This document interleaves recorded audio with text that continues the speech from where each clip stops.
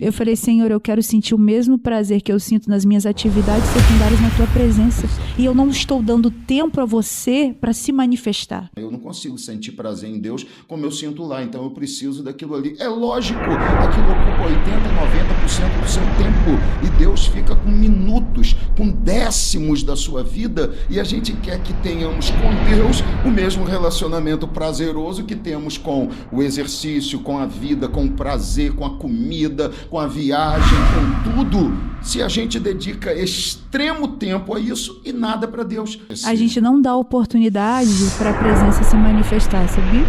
A gente não dá tempo a Deus nem para falar. Aí a gente quer que 2 horas do culto a gente saia transformado. Não vai acontecer transformação dentro da igreja se você não encontrar Deus dentro da sua casa. Povo abençoado, querido, a paz do Senhor Jesus, muito bom estar com vocês.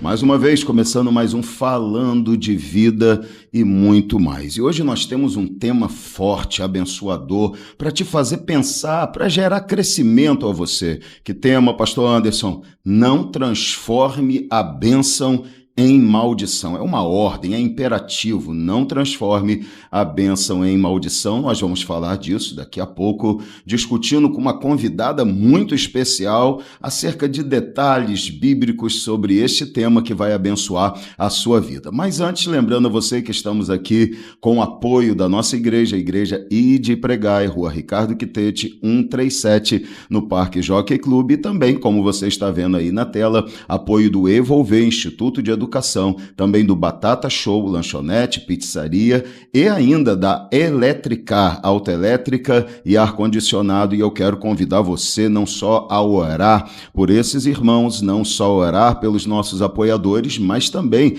para dar a preferência e se tornar em alguém que está contribuindo para o crescimento do Reino de Deus, também através aqui do nosso podcast, através do Falando de Vida e muito mais. Então vamos lá para mais um episódio e abençoar assim sua vida.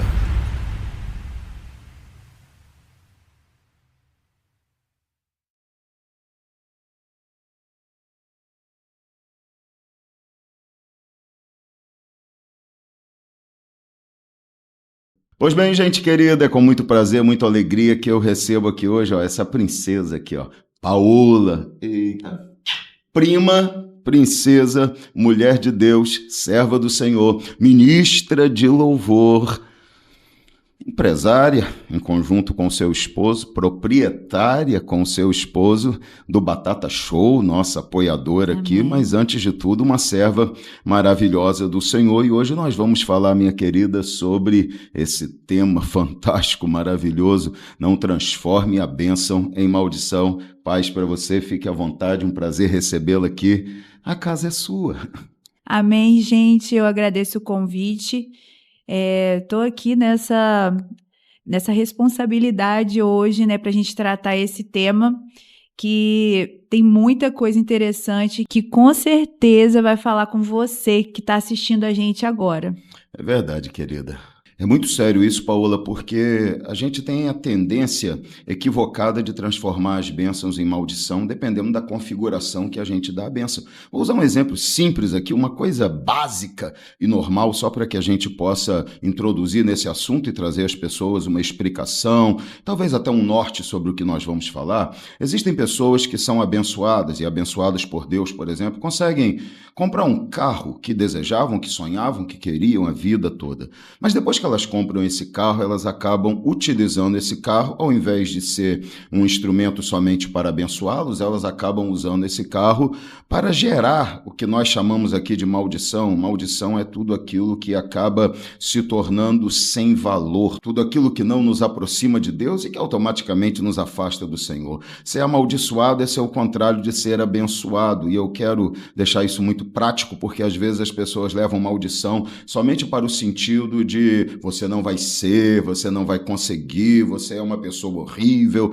mas maldição tem a ver com o contrário de bênção. Se abençoar é autorizar a prosperar, amaldiçoar tem a ver com a perda da capacidade realmente de prosperar, então é sempre um retrocesso e sempre está aliado a um abandono dos princípios e da vontade divina. Então, às vezes a pessoa, depois de receber um carro, ela viaja tanto que ela já não tem tempo mais de estar na igreja, ela já não tem tempo mais de servir a Deus, ela usou a bênção para transformar a bênção em um instrumento amaldiçoador. Eu sei que isso é tão comum que às vezes as pessoas não conseguem perceber, mas a gente precisa tomar cuidado, porque eu tenho certeza que não é essa a vontade de Deus, que a gente transforme a bênção em maldição. Então eu quero passar direto para que você comece a falar sobre esse tema, porque eu tenho certeza que ele vai despertar muita gente através desse nosso episódio do Falando de Vida e muito mais. Eu desconheço pessoas que têm tanta facilidade de falar sobre os seus erros e mostrar assim as suas vulnerabilidades para despertar as outras pessoas, como eu tenho essa facilidade. Então, Sim. O motivo de eu estar aqui hoje, esse tema, ele tem mexido muito comigo.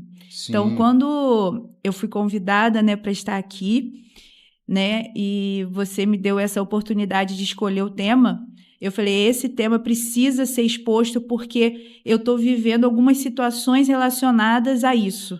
A verdade é que é muito fácil a gente se apaixonar pelas bênçãos e esquecer do abençoador. Essa é uma grande tentação, é a tentação da vida, é a concupiscência da vida, é aquilo que foi dado oportunidade a Jesus no deserto para ele experimentar, deixar as dores, deixar aquele momento de dificuldade da fome e ele ter prazer. Eu acho que hoje a nossa geração é a geração que quer o prazer instantâneo, o prazer momentâneo e só quer viver de prazer. É uma geração que não aceita dores, é uma geração que não fala sobre renúncia, é uma geração que não fala sobre cruz. É uma geração que fala que você está com Cristo para ganhar e você vai conquistar e na terra 100 vezes mais. Não admitem a perda, né? Não admitem ter que deixar, não admite ter que entregar. Nós somos programados para receber, mais ou menos assim? Programados para receber e só vitória. A vida com Jesus é só vitória e na verdade não é. É uma vida de renúncia, é uma vida olhando para o céu.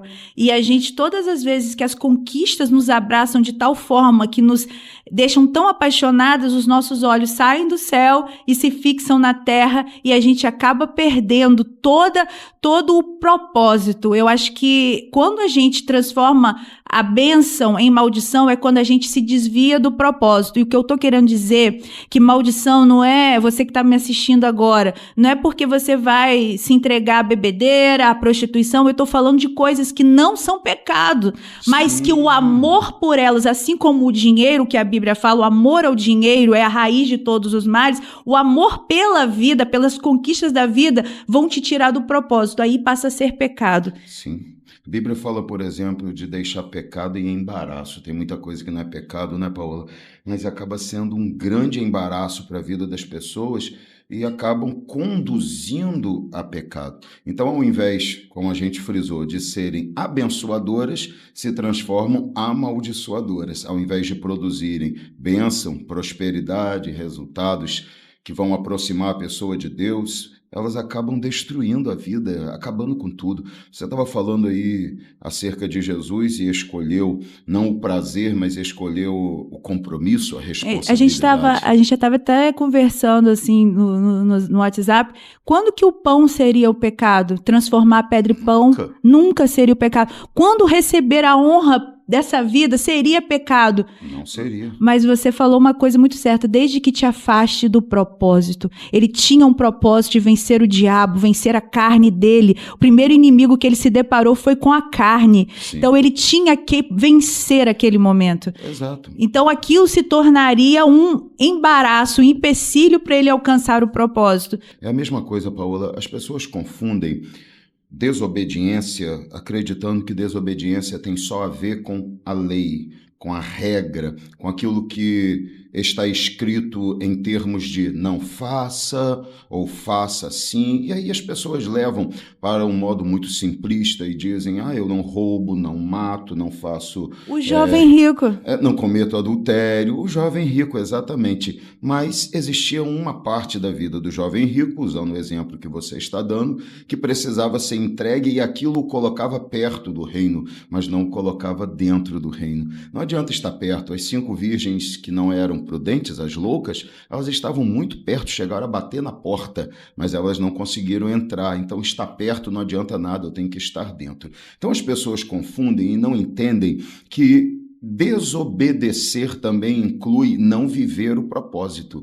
Não adianta, se Deus tem um chamado na minha vida, eu falo como pastor, Deus me chamou para pastorear, para pregar, para ministrar. Se eu me recusar a fazer isso, eu estou desobedecendo. Então eu deixo de estar debaixo da bênção e sobre mim cairão as maldições, que são os resultados da desobediência. Lê, por exemplo, Deuteronômio 28, e quem está em casa aí, se quiser fazer desse um capítulo que você lê pelo menos 2, 3 vezes ao mês, seria fantástico, porque nós temos em Deuteronômio 28 justamente essa reunião daquilo que por causa da obediência gera bênção e aquilo que por causa da desobediência gera maldição. Então a maldição é justamente o contrário da bênção. Para eu devolver para você, eu cito aqui um exemplo que eu acho que encaixa muito bem nisso daqui. Jonas, ele era um profeta, um homem de Deus. Só que ele resolveu que não estava disposto a cumprir o propósito de Deus para a vida dele. E aí tem muita gente que acha que é simplesmente uma escolha. Eu não quero mais ser um pregador, não quero mais ser um adorador, não quero mais ser uma pessoa que cuida das crianças no ministério infantil, independentemente se Deus me chamou. Não quero trabalhar mais para Jesus. Às vezes não vai ser nem questão de não quero, a pessoa vai falar não tem tempo. Não tenho tempo, não consigo mais. A verdade, vou transcrever a sua frase. O não tenho tempo passei a ter outras prioridades que para mim são mais importantes. Então as pessoas começam a deixar uma chamada, um comprometimento, a desprezar um dom que receberam, porque uma chamada, um dom, um talento, seja em qual categoria que a gente quiser colocar, né? Tem dons, tem talentos, tem chamadas, não são dados para serem enterrados, desprezados, colocados de lado. Quando Jonas falou, eu não quero pregar, parece uma coisa comum para muita gente, né? Naquele lugar eu não quero não. E era um instinto de autopreservação, ele não queria morrer. E não queria que aquelas pessoas continuassem ferindo a nação que ele amava, porque eram grandes colonizadores. Mas a gente não pode desprezar que por trás da ordem tem um Deus que conhece o que vai acontecer, que sabe o que ele precisa e que mesmo que isso gerasse mais sofrimento para Jonas e para o próprio Israel, ele não tinha o direito de, por causa disso, dizer vou fugir, não quero fazer a tua vontade e acreditar que isso não tem consequência. Então ele entra no barco para fugir, mas Deus que vê o que acontece dentro do barco, escondido, dentro de casa, no nosso coração, aonde for, falou, Jonas, eu não te mandei entrar nesse barco aí, meu amigo, eu te mandei pregar em Nínive. Então ele pensando que está tudo bem, mas Deus no meio do mar, quando ele já não tinha mais nem opção de buscar segurança de outra forma, a não ser através de uma rendição completa à vontade de Deus, Deus sacode o barco, tudo acontece, ele é jogado para fora, acaba tendo que ir pregar em Nínive. Por quê? Porque não dá para ser alguém completamente feliz e abençoado distante do plano de Deus. Paula, eu vou falar uma coisa para você que às vezes aterroriza, talvez seja a palavra mais leve que eu posso usar, o meu coração. Aterroriza o meu coração. O fato de estarmos no tempo da graça faz com que as coisas não aconteçam de forma imediata como aconteceram com Jonas. Quão bom seria, preste bem atenção, que parece loucura o que eu vou falar, mas quão bom seria se as pessoas imediatamente ao dizerem não quero fazer a tua vontade, aparecesse um barco sacudindo e elas fossem jogadas ao mar para terem a oportunidade de voltar para a vontade de Deus. Muitas pessoas deixariam de errar, deixariam de estar debaixo de maldição, seriam completamente abençoadas. Essas pessoas teriam a possibilidade de, em um tempo muito curto, retomar a sua caminhada. Só que como isso não acontece de forma tão imediata e as pessoas acham que isso é um grande benefício, na verdade Deus tirou toda a responsabilidade dos ombros dele e falou, responsabilidade agora é sua, no tempo da graça você é responsável por atitudes, você decide, você tem liberdade e você vai prestar contas não imediatamente, mas em um dia específico, quando eu pedir contas, você vai ter que prestar contas. Vamos só fazer com que as pessoas entendam muito bem isso. Adão viveu em um tempo anterior à lei. E nesse tempo que Adão vivia, A lei não existia e a forma que Deus tratou Adão é mais ou menos como ele trata a gente. Adão pecou, desobedeceu, nada aconteceu. Ele teve tempo de pensar, raciocinar, preparar uma roupinha para ele e para Eva, traçar um plano para se esconder. E quando chegou a hora de Deus, no final do dia, Deus não se antecipou, não veio antes, mesmo sabendo de tudo. Deus, observando tudo, chegou no dia e na hora que ele estava programado para chegar e falou: Adão, e aí a gente conhece a história. Então, o tempo que a gente vive é um tempo depois da lei. Adão vivia anterior à lei. Então, tudo que está dentro do tempo da lei não pode se comparar com o que vivemos. Então, nós estamos fazendo o que desejamos, atribuindo a nós mesmos as liberdades que queremos ter, mas no dia de Deus, na hora de Deus, nós vamos ter que prestar contas de tudo que fazemos. Então, por causa disso, as pessoas continuam se afastando de Deus, errando, renunciando chamadas, renunciando aquilo que Deus quer para elas. E como não acontece nada imediatamente, elas se gabam disso, elas dizem, tá vendo? Nada aconteceu. E o pior não é isso, o pior é que as pessoas acham que estão no caminho. Acham. Porque se as pessoas tiverem tempo para descobrirem que não estão no caminho e estão indo para a perdição, para o resultado final, essas pessoas com certeza pensariam em voltar. Mas como a repreensão imediata não acontece e como elas ainda continuam sendo usadas, elas continuam recebendo as bênçãos e os favores de Deus, que na verdade, o sol, como a Bíblia diz, nasce para justos e para os injustos. Então, como elas estão sendo abençoadas e nada acontece, uma catástrofe não acontece, elas acreditam que elas estão sendo aprovadas. E eu temo que vão ter pecados que vão tirar as pessoas do céu, que não vai ser do tipo, não adulterarás, não roubarás. É o principal, é quando Deus não está em primeiro lugar. Eu acho que hoje o tema todo roda quando Deus ele não é o primeiro. Porque quando você começa a se apaixonar pela sua própria vida, por outras coisas, você vai tirando Deus de um lugar que ele só vai estar se ele estiver lá, que é no altar do nosso coração. Então, quando Jonas ele toma essa decisão de não ir a Nínive, ele estava se apoiando no seu próprio conceito. Então, ele não estava priorizando assim que Deus ele tem a ordem e ele tem toda a performance já está marcada por Deus. O resultado, a garantia do resultado está com Deus. Ele achou que Deus estava ficando maluco, porque ia pregar para um povo que não merecia o perdão. Então, ele achou que Deus não estava medindo as consequências, mas Deus, quando ele te dá uma ordem, ou ele te dá uma função, ou ele te dá um chamado, ele está também cobrindo os resultados daquilo ali. Responsabiliza. Ele está se respaldando por todo o processo, entendeu? Então, hoje a gente está falando sobre isso, que é para despertar as pessoas, assim como eu vou contar um pouquinho sobre a minha situação, despertar as pessoas para que às vezes a gente está dentro da igreja, a gente está caminhando bem, mas quando as coisas começam a te deixar tão apaixonados ao ponto de que você passa a ser o primeiro, se apaixona por você mesmo, né? Como as suas vontades, os seus sonhos, os seus projetos, e você se respalda que Deus te quer bem, Deus quer o melhor Deus quer que você viva o melhor dessa terra. Essas frases prontas, né? Deus quer que eu seja feliz. E você acha que está tudo bem, mas até você ter um encontro com Deus de alguma forma, como Jacó, como alguém que precisou ser marcado por ele para entender que você vem em segundo plano. A postura das pessoas dentro das mesmas situações revela muito disso, sabe?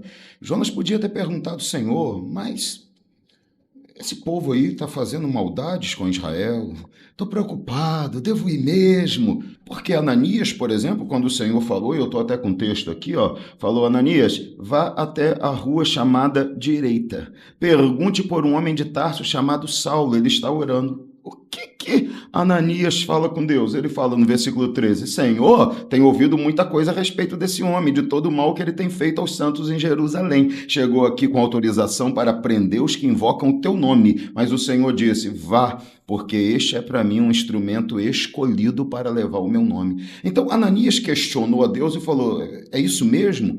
Esse homem está perseguindo, o Senhor sabe, claro que sabe, mas ir lá pode me colocar em perigo. Mas Deus falou assim, pode ir, cara, porque eu escolhi ele para ser um instrumento. Vá lá e fale com ele, ore por ele. Então, existem dois tipos de atitude quando os problemas batem, quando as dificuldades vêm, quando a vida muda, quando a gente começa a ter uma percepção diferente, quando somos apertados, como foi Agar, e foi apertada por Sara e resolveu fugir. Existem pessoas que fogem, existem pessoas que dizem, tá trabalhoso demais para mim fazer a vontade de Deus, não quero, vou fugir, eu tenho que pensar em mim também, quero pensar um pouquinho, eu tenho as minhas preocupações, Deus conhece as minhas necessidades, sabe que para mim é difícil fazer isso, Deus vai me entender, eu vou pegar o navio para lá, porque aí Deus não me manda voltar, ele escolhe outro para pregar lá, porque eu vou estar longe, Deus quer que pregue agora, mas Deus tem baleia, Deus tem peixe grande, se tem baleia não para dizer que foi uma baleia, estou falando que Deus tem os meios dele, né? O peixe que foi, sei lá, embora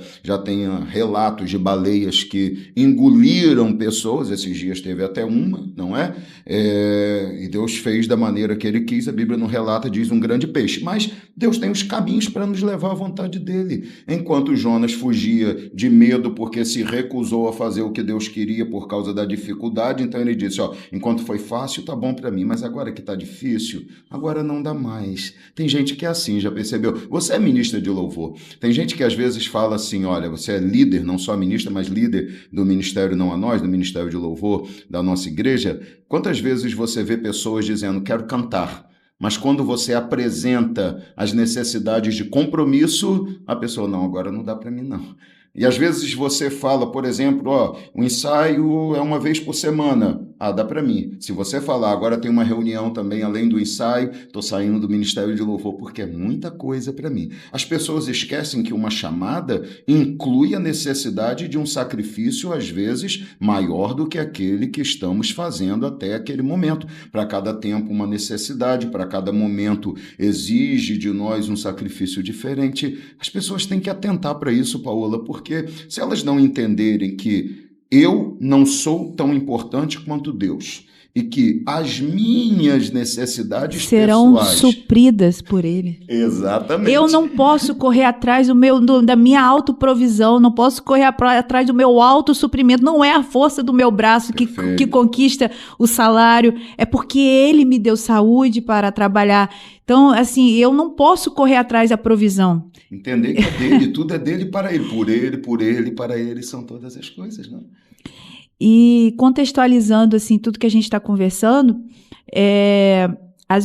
toda vez que Deus ele nos para ou nos reposiciona, nos realinha, sim, como foi com Jonas, ele usou o instrumento chamado peixe grande. Perfeito. É uma linguagem de amor, né?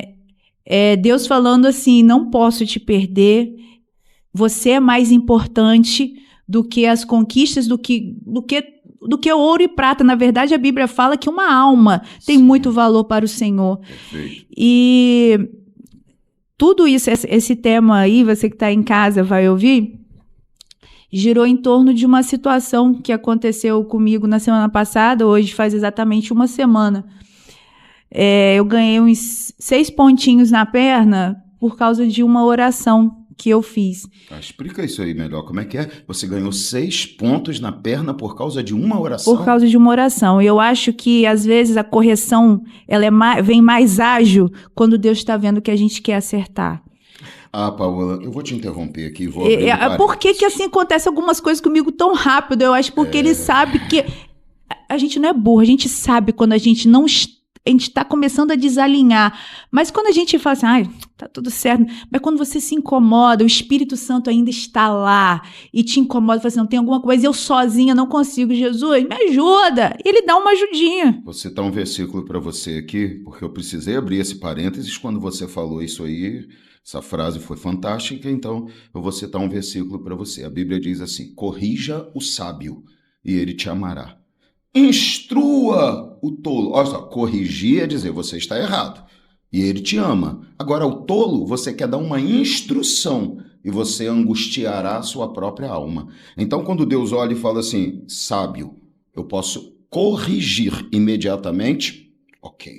Então, Deus corrige rapidamente. É o amor, é o Espírito Santo, é a presença de Deus, é a graça divina. Agora, quando Deus olha e fala, tolos que não querem me ouvir, Deus faz igual com o Faraó. não deixa ele nem se arrepender. Verdade. Parece loucura, não é? Verdade. Mas não é porque Deus tornou o faraó endurecido, é porque ele já era endurecido. Então Deus falou, eu vou te mostrar que você não pode ser assim. Então tem pessoas que precisam de muito para decidirem se render a Deus. Tem pessoas que se rendem imediatamente. É a diferença, por exemplo, Davi. Davi era santo, Paola? Não. Pecou muito? Pecou? Pecou. Teve reis em Israel que não pecaram tanto como Davi pecou. Pecados extravagantes aos nossos olhos. Não foi o que Davi fez? Mas Deus chamava ele de homem segundo o coração, por quê? Justamente pelo que você falou. Porque Deus falava assim, Davi, você pecou, Davi, pequei mesmo.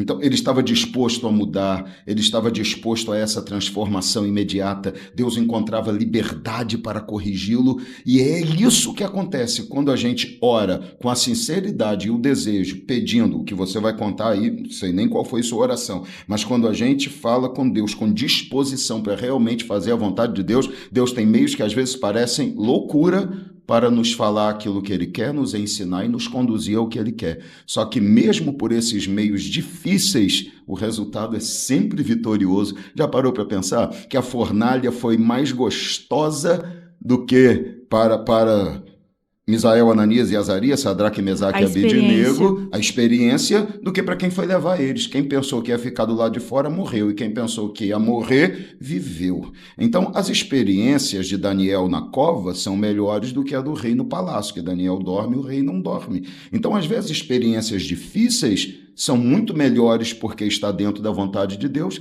do que aquelas que parecem fáceis fora da vontade de Deus, mas pedindo perdão por esse parênteses, continue, por favor. Os famosos processos, né?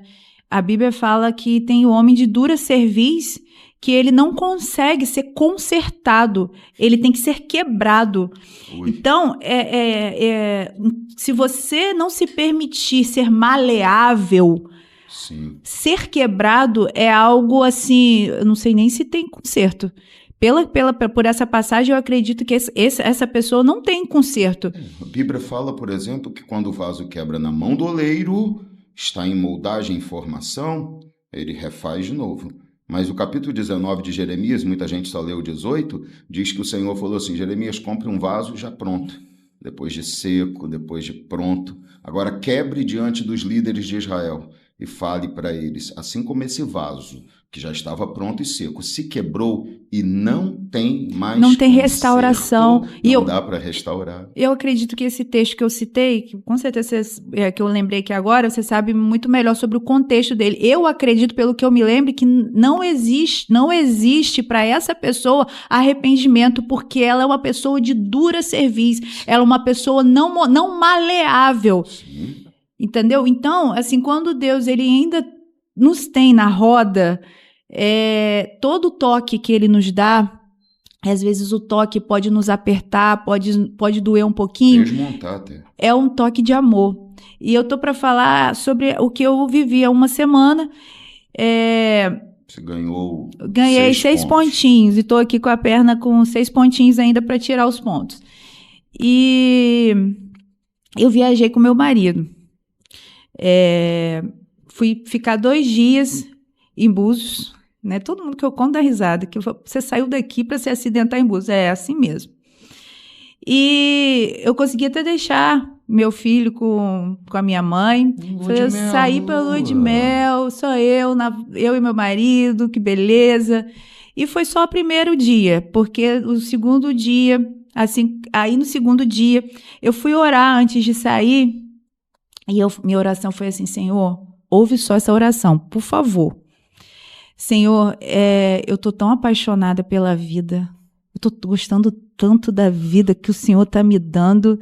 Cara, tu tá sendo muito bom comigo. Gente, não é que eu não tinha problema, eu tenho alguns problemas aqui, até que eu não consigo enxergar uma solução para a vida, mas eu tô vivendo um momento de gratidão por tudo. Eu olho para a comida, tenho gratidão, eu olho para o sol, eu tenho gratidão, eu assim, literalmente, apaixonada, assim, pela vida. Ah, tem algum problema nisso? Não tem problema nisso, desde que o final da oração eu vou falar com vocês.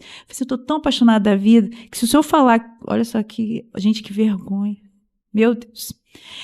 Falei, Senhor, se o Senhor demorar mais uns 5 anos para voltar, eu não vou nem achar ruim, porque tá tão bom. Eu tô me sentindo tão saudável. Ai, saúde maravilhosa. Eu tô gostando de comer bem, de preparar minha comida, gostando de ficar em casa, de fazer bolinho. Eu tô gostando. Minha família tá tão abençoada, já passei tanta situação ruim na minha família, minha família tá tão boa.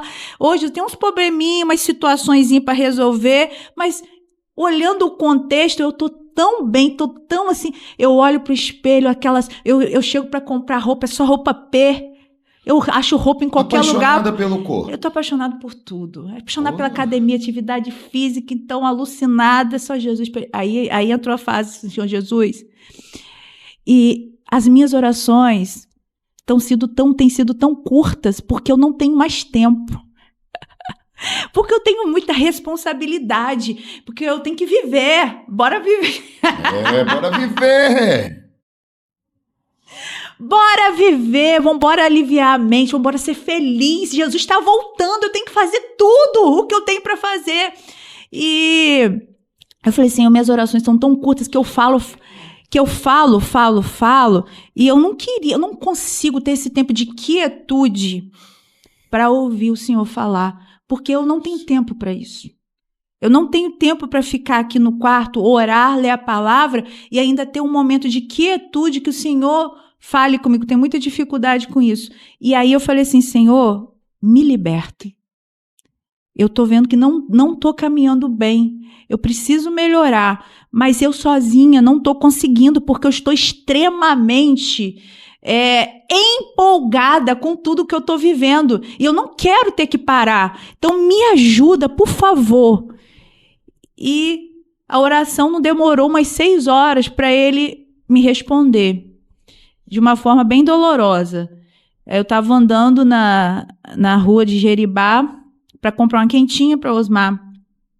E Osmar, sem entender nada, né, do que eu tinha, da minha oração, nada, ele, assim, porque quando Deus ele marca algumas coisas, tem que acontecer. Eu acabei indo pelo caminho mais longo. Ele falou assim, por que você passou por aqui? Você tinha que vir por aqui, eu estava mais perto aqui. Eu falei, Osmar, eu tinha que passar por aqui, você não está entendendo. E ele falou assim, eu vou comprar para você, vou lá comprar quentinha. Eu falei, não, eu gosto de andar. Pode deixar que eu vou. Então ele saiu me questionando, mas por que você não deixou eu ir? Por que você passou por esse caminho? Eu falei, porque tem que passar. E eu estava passando por uma calçada bem estreita e tinha uma tampa de esgoto, gente. Uma tampa de esgoto. Eu não sou maluca de pisar em tampa de esgoto, nem de bueiro.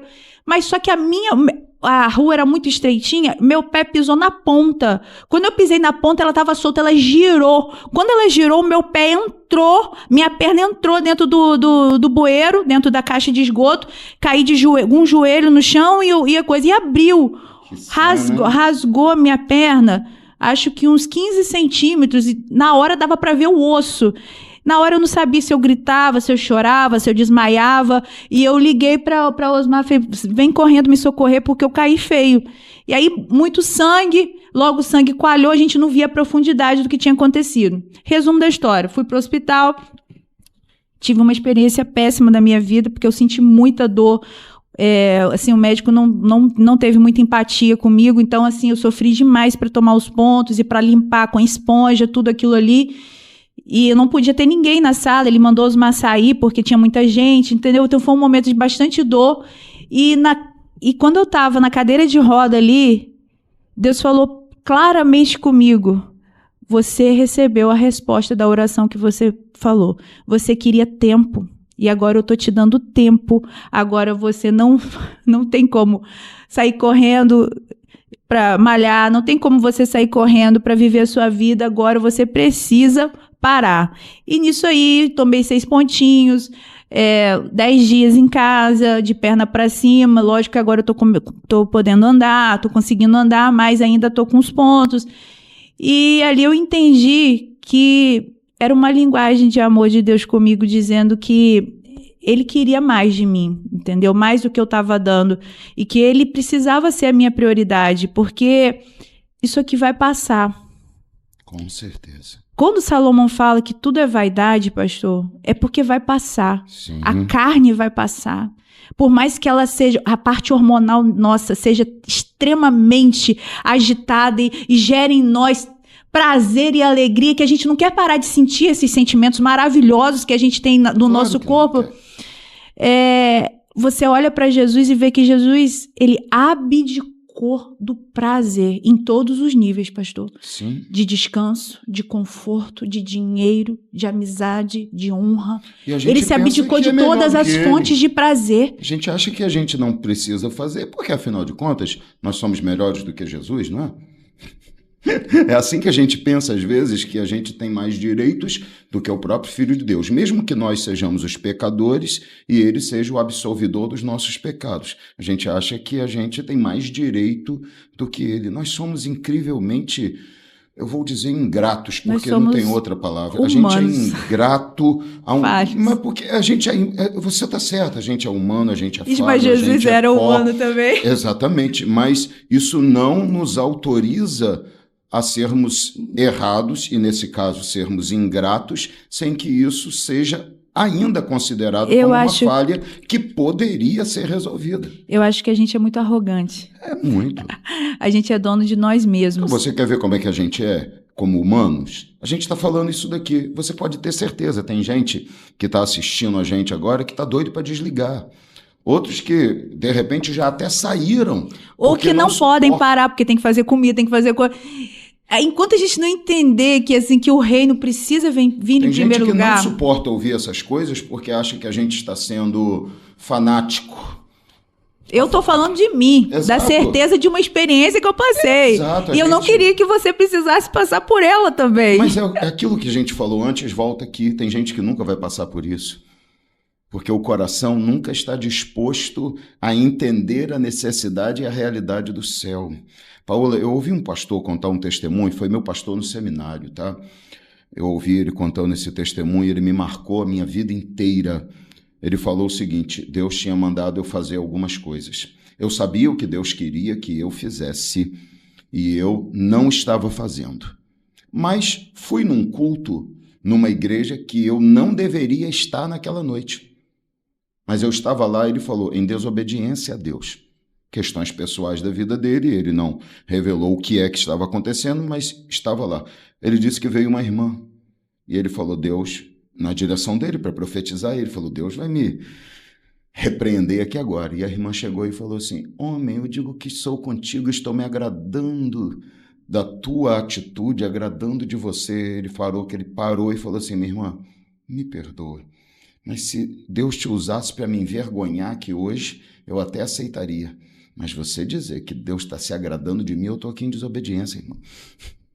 Às vezes a gente... E a pessoa ter consciência, é muito duro, né? Uma coisa é o pecado involuntário. Outra coisa é a minha consciência. Outra coisa é um pecado planejado, premeditado. Eu te pergunto, quantas pessoas ouviriam aquilo e se inflariam e diriam assim, tá vendo só? Tá tudo bem, Deus é comigo, Deus está na minha vida. Ao invés de reconhecer que aquela pessoa não estava sendo usada por Deus e estava falhando e entender que o inimigo estava de alguma forma tentando levá-lo a continuar no pecado, as pessoas batem palmas e dizem, tá vendo aí? Tem um monte de gente dizendo que isso é pecado, quantos pastores estão dizendo que viver essa vida aqui é pecado, e a gente, eu vou nem entrar no pecado, porque a gente não está falando nem de pecado, a gente está falando de embaraços só que podem levar as pessoas a uma situação pecaminosa porque abandonam o propósito de Deus, mas existem muitas pessoas que não entendem que as coisas funcionam desse jeito. Tem muitas pessoas que nunca ouvirão Deus falar com elas que precisam mudar,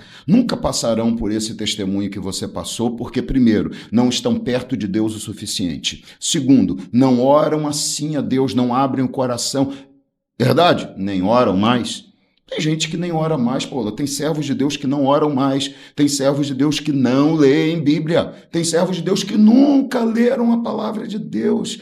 Tem gente que não faz isso, tem gente que não consegue fazer isso mais, e isso é uma coisa perturbadora. Estava eu ouvindo uma ministração de um pastor que ele disse, citando um outro escritor, falando que de tudo que um pastor pode fazer e às vezes usa até como desculpas para não fazer o que deve. O pastor pode trabalhar, pode fazer tantas coisas pela necessidade e às vezes pode se envolver com a própria obra de tantas formas que não sobra tempo para buscar a Deus. Então ele fala, olha, irmãos, essa mensagem hoje eu nem preparei porque eu estava fazendo dezenas de visitas, minha semana foi corrida, eu tive que preparar material para isso, para aquilo, para visitar, para ir ali, tudo na obra de Deus. E aí ele diz, mas não tive tempo de fazer aquilo que é o meu chamado principal, que é preparar a mensagem, orar, buscar, pregar, estudar. Deixa eu falar aqui uma coisa, não é para jogar confete, não, mas a gente não pode falar as coisas se a gente mesmo não tem capacidade de testemunhar do que faz, ok? Ainda ontem uma pessoa da igreja, uma jovem chegou para conversar com a minha esposa lá em casa, era 4 horas e tanto, e eu estava terminando desde de manhã, naquele momento, 4 e tanta da tarde, eu estava terminando o meu estudo do dia. Entende? As pessoas às vezes pensam que fazer a obra de Deus é apenas uma coisa de 10 minutos. Às vezes eu fico horas. Meu tempo de oração, meu tempo de estudar a palavra, de ler, de estudar, de destrinchar aquele texto, de escrever o que eu preciso sobre ele, de acabar de ler aquele texto e preparar mensagens que eu posso pregar depois sobre ele. Então, as pessoas às vezes levam na brincadeira uma chamada que Deus lhes deu e deu uma responsabilidade, disse, eu quero que você faça o melhor. Pastor, o senhor é exagerado. Não, não sou exagerado, eu faço o mínimo. Deveria fazer muito mais. Você falou uma coisa muito séria. Tem pessoas gastando mais tempo com o serviço do que com relacionamento. Sim. Deus, antes de querer serviço, ele quer relacionamento. Tanto é que ele expõe que vai ter gente que vai trabalhar para ele, vai expulsar demônios, vai curar enfermos e não vai estar com ele. Porque o relacionamento não existe. Só existe uma relação de trabalho, uma relação mercantilista. Eu dou para receber. Entendeu?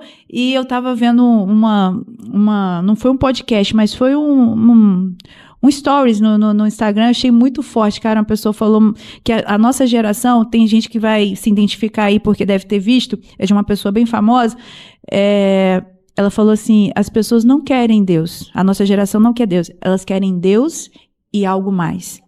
Elas querem Deus Só Deus não basta? E Deus, olha só o que essa pessoa falou. As pessoas querem Deus e querem que Deus cure, mas desde que seja com as suas mãos. Uhum. Deus quer Deus e quer que esse podcast, por exemplo, chegue a muitas pessoas, mas desde que eu esteja fazendo. As pessoas querem que as pessoas sejam salvas, mas desde que eu seja honrado, eu que esteja com o microfone na mão, esteja fazendo o convite. As pessoas não se satisfazem em Deus, as pessoas querem Deus e um pouco mais. Tem gente que talvez nunca pegue um link de um culto e mande para ninguém. Mas se naquele dia ela teve uma oportunidade de contar um testemunho, de pregar ou de cantar alguma coisa, ela pega aquele link antecipadamente no começo do culto, ela dá um jeito de pegar, mandar para todos os contatos, olha, eu vou estar cantando hoje, vou estar pregando hoje, vou estar fazendo isso hoje. Quando acaba, ela pega e envia, é o que você falou, não é porque o interesse dela é espalhar Deus e nem a palavra de Deus, é que espalhe-se aquilo que ela está fazendo com o intuito até de dizer que está fazendo por causa de Deus, mas na verdade é por que causa a pessoa seja recompensada, é a recompensa do serviço. Sim. E nunca será pelo serviço. O serviço é uma consequência do relacionamento. Eu sirvo porque eu tenho relacionamento. Sim. Eu não sirvo para ter a recompensa, eu já ganhei a recompensa. Né? É o pecado de Onã. A Bíblia diz que ele se deitava com Tamar, mas lançava semente na terra, e o pecado era o ato em si? Não, o pecado era por que ele fazia isso. Porque ele não queria gerar descendência para o seu irmão. Então ele dizia, eu ter um filho que nem vai levar o meu nome, vai ser para o meu irmão que já morreu? Quero não. Tem muita gente que é assim, Paola. Elas só querem que algo seja feito se o nome delas aparece. Se o nome delas não aparece, então elas não querem que alguma coisa seja feita. Isso é digno de pena. Mas a nossa geração é essa. A geração é essa. A geração da autopromoção, da imagem, do status. E, na verdade, Jesus está buscando a essência né? Então, é o que vai fazer diferença no dia do arrebatamento. E eu não digo nem só do arrebatamento, da nossa morte, que pode ser a qualquer momento, né? E eu estou aqui para dizer que para você que ainda há tempo de você consertar os seus caminhos e reavaliar a sua caminhada. Quem é que está no altar do seu coração? Às vezes você timidamente e sem perceber ocupou esse lugar, que é o lugar de Deus, as suas vontades, os seus sonhos. A Bíblia fala, né, sobre aquele desafio tremendo que Deus fez a Abraão de pegar o sonho dele e colocar à prova. Abraão, eu queria saber se você me ama mesmo, entrega o seu sonho. E a atitude de Abraão é uma atitude assim que é desafiadora. Não sei se a gente teria essa coragem de levar o nosso sonho para o altar Hoje a gente do teria, sacrifício. A gente já sabe que Deus não aceitaria, né? Mas hoje o sacrifício não seria um filho, Sim, seria o seu sonho. Contextualizando, os discípulos que voltam com o barco cheio de peixe, e quando chega na praia, Jesus fala, deixa tudo aí e me segue. Os sonhos todos ali, a possibilidade de riqueza, uma venda maravilhosa, um novo barco, um novo empreendimento, talvez uma casa melhor, uma vida melhor. Jesus, deixa tudo aí e me segue. Eu queria aproveitar, né, que eu estou falando aqui com o pastor, até assim, eu tenho os meus conceitos, mas eu queria que viesse da sua boca, assim, as pessoas fazerem a hierarquia certa. Na minha cabeça, Deus em primeiro lugar, depois a nossa casa, porque tem muita gente negligenciando a família, fazendo obras poderosas, mas a família precisa também de uma atenção. Não adianta eu ganhar o mundo inteiro e perder a minha casa. Deus, a minha casa e a igreja, como um propósito de servir. Eu queria, assim, sobre essa hierarquia, que as pessoas às vezes estão colocando elas... Deus, igreja, claro. E estão invertendo tudo, e as famílias estão acusando essas pessoas. Pô, você é crente igual fulano? Você vê, Paola, que você citou aí prioridades e nunca você colocou eu. Você colocou Deus, família e a obra. Não teve espaço para mim. Nas prioridades que você citou, que são as corretas e perfeitas. Mas na verdade eu estou me corrigindo, porque eu estava bem vivinha. Eu acho que você também vai dar uma avaliada aí, você que está me vendo aí, olha dentro dos meus olhos e fala a verdade para mim. Essa é a realidade, minha filha, porque, veja bem, a gente fala coisas e parece que elas são lindas na teoria porque nós não entendemos a realidade da necessidade de vivê-las na prática. Não vivo mais eu, mas Cristo vive em mim. Ai, que delícia, já estou crucificado com Cristo, morto. Teoricamente, isso é lindo de falar, de cantar. Aí tem algumas pessoas criticando, não a letra de algumas músicas, mas o fato de alguns crentes cantarem uma mentira. Mentira, não o que está cantando, mas a realidade do que vivem. Por exemplo, porque são louvores muito fortes, pesados, que as pessoas não deveriam cantar se não fosse verdade. Perdendo tudo e com alegria. Ah, sim, é ele, por ele, que eu estou gastando a minha vida. Tá mesmo? A pessoa chega no domingo à noite na igreja, de 15 em 15 dias, abre o bocão e canta. É ele, por ele, que eu... Tá fazendo o quê? O que tá fazendo pela vida? O que tá usando a vida para servir a Deus? Tá gastando em quê? Deus tá olhando e falando, ô, hipocrisia. Entende? Então a pessoa se condena ao fazer esse tipo de coisa. Significa que se ela não cantar, os problemas dela com Deus serão menores? Não, continuarão existindo. O que ela tem que fazer é resolver os problemas para poder cantar de verdade. É isso que ela tem que fazer. A Bíblia diz, o servo que não soube a vontade do seu Senhor e por isso não a fez, será castigado com muitos açoites. Mas o que soube e não fez, será castigado com muito mais açoites. As pessoas confundem isso acreditando que, então, eu não preciso saber, que é melhor não saber. Se você considerar que ser açoitado ainda é bom, porque a Bíblia não diz que não tem açoite. Ela diz que tem muitos açoites, mas o que sabe e não faz, tem mais açoites ainda. Agora, como o meu objetivo não é receber açoites, porque eu não quero ir para o inferno, eu quero ir para o céu, e o céu, a Bíblia fala que tem alegria e não tristeza. No céu é um lugar de felicidade e não de dor, então eu não quero açoite nenhum. Então, se eu não quero açoite, independentemente de saber ou não saber, o açoite virá para quem não obedece, então eu preciso fazer o quê? Olhar para mim mesmo, executar na minha vida a vontade de Deus e colocá-la dentro do plano de Deus para que eu não receba açoite nenhum e possa cantar isso com verdade. Então, isso que você falou é muito real, porque sempre deveria ser assim. Deus em primeiro lugar.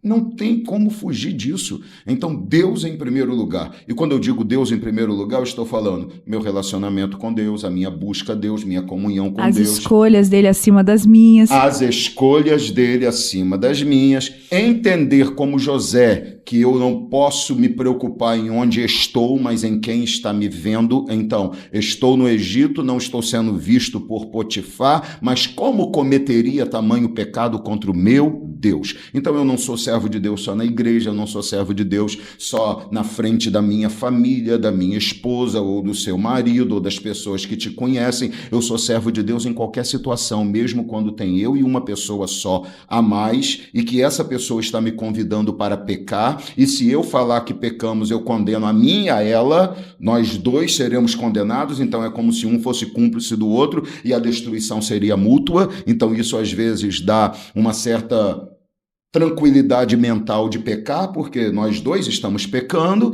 e se nós dois estamos pecando, se você falar, te arrebenta como me arrebenta, então vamos pecar juntos? Mas as pessoas que entendem que Deus em primeiro lugar, elas dizem, como eu cometeria tamanho pecado contra o meu Senhor? Você quer ver uma coisa? Anteontem eu estava no supermercado e eu comprei aqueles pacotinhos de uva, né? Fruta é uma maravilha, né? Eu comprei aqueles pacotinhos de uva e eu estou olhando a menina passando no caixa e eu olhei, já tinham passado 4 pacotes de uva. E eu olhei, tinha um pacote só passado ali. E eu olhei de novo para ver se ela não tinha colocado 4 vezes, né? E olhei uma vez só. Aí eu cheguei e perguntei, eu falei, confira se eu estou equivocado. Quer dizer que a pessoa errou é uma coisa... As pessoas não gostam muito de ouvir isso, né? Eu falei assim, confira se eu não estou equivocado, mas eu acredito que você só passou um pacotinho de uva. E tem 4 ali. Aí ela olhou, é verdade, eu pensei que tinha batido 4, mas bati um só. Eu falei, inclusive, tem um ali que é diferente, então o valor também é diferente. Embora a embalagem pareça igual, mas é uma uva diferente. Aí ela, tem uma aqui que é de um pacote diferente. Aí ela foi e passou corretamente. Se eu não falo nada, ela não ia ver. Eu poderia ir para casa e, economizei 30 contos. 3 pacotinhos de uva, maravilha. Mas aí as pessoas não entendem por que eu chupei aquela uva e ela me fez mal.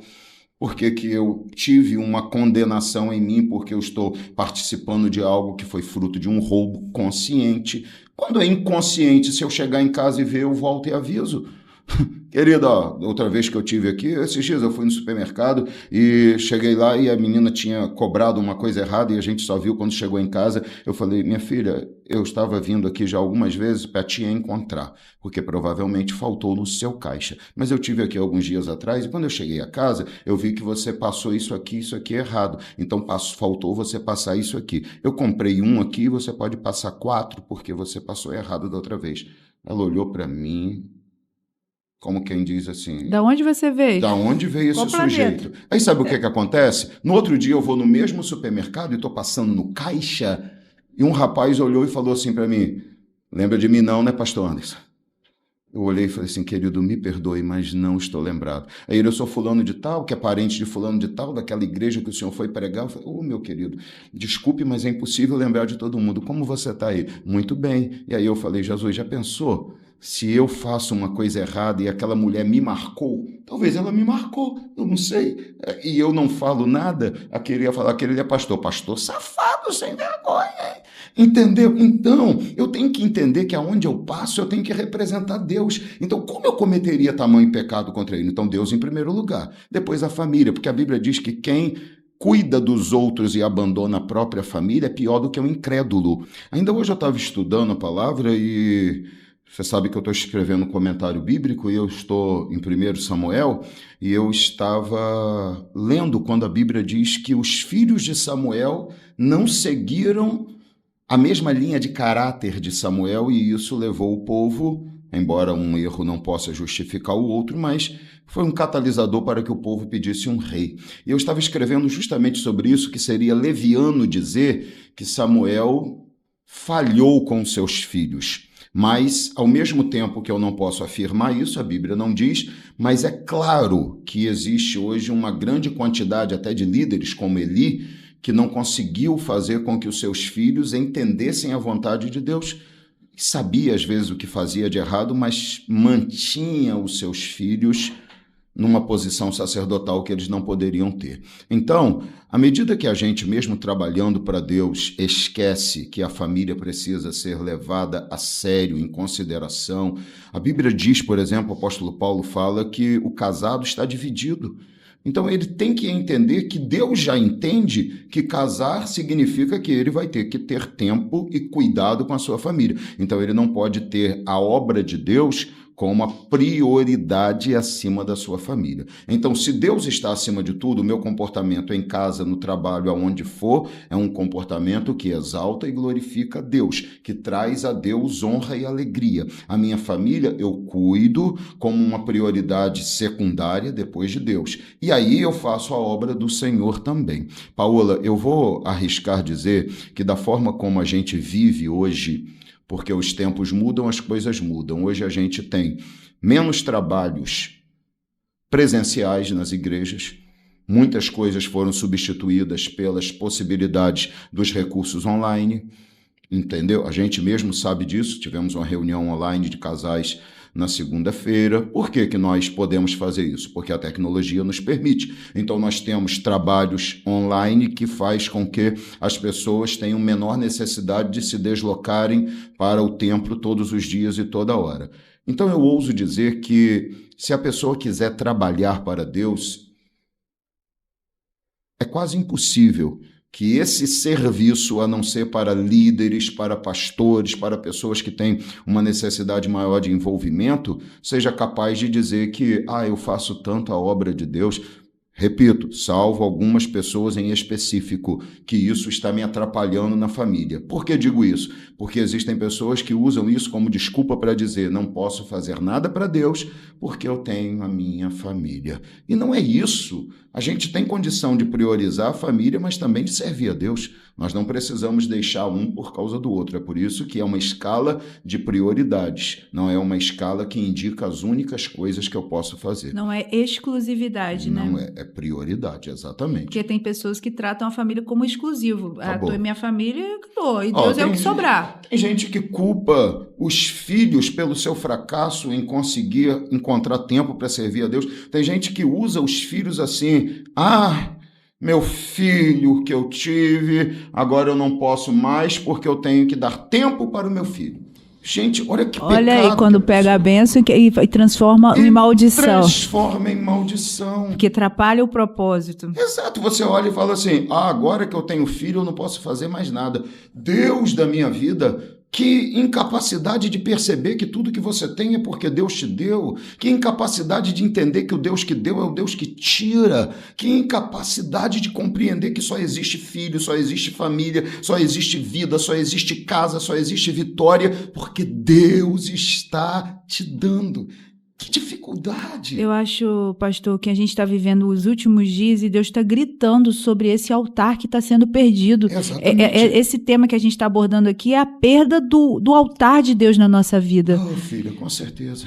Deus já deixou de ser prioridade para muita gente e tem gente que nem percebeu isso ainda. Exato. Eu estou lendo Jeremias e eu achei muito...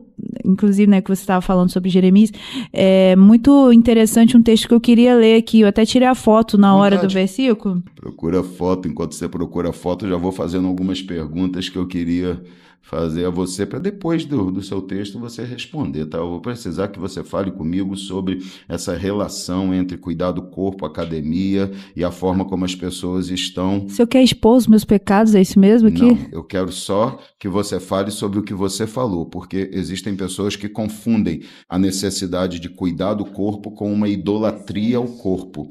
Estão cometendo excessos, fazendo o que você falou aí, estou amando a vida, estou me amando, estou apaixonado por mim e tenho que dar mais tempo para mim, para isso. E na verdade, A mídia, né, ela fala isso pra gente, que nós somos os primeiros. E também a mentalidade feminista que está sendo amplamente ventilada nas redes sociais te induz a isso, que você precisa se amar, se cuidar. Nós não estamos dizendo que isso é mentira. Exatamente. Você tem que se amar, se cuidar, fazer por você, porque se você não fizer, quem vai fazer? Então você tem que fazer por você, mas quando isso pesa um desequilíbrio na nossa vida, entendeu? Você pode ser saudável, você pode ser bonito, você pode ter as suas vaidades, mas desde que isso não ocupe o seu coração. Sim. Desde que isso não te deixe embebecido. Claro. Eu acho que essa é a palavra. É uma geração idólatra. A idolatria. Sim, sabe o que Quando é você não deixa de gostar, você adora. As pessoas confundem idolatria com imagens, então é bom falar isso aqui. A palavra idolatria é eidolatreia, no original. A junção dessas duas palavras significa serviço prestado a alguém ou a alguma coisa. Toda vez que alguma coisa ocupa um lugar em que eu sirvo a ela mais do que sirvo a Deus, isso se torna uma idolatria. Então tem pessoas que servem mais ao seu corpo do que a Deus. Tem pessoas que servem mais a um exercício físico do que a Deus. Tem pessoas que servem mais ao seu prazer do que a Deus. Então toda vez que algo toma um lugar que pertence a Deus, é um serviço prestado a alguém ou alguma coisa, isso se torna uma idolatria, um trabalho idólatra, Paola. Tem gente que está idolatrando, tem gente que aceita perder um momento de adoração a Deus, que às vezes é o único da semana, por causa de um prazer dela. Tem pessoas que dizem, eu não vou poder fazer o quê? Não vou poder servir a Deus.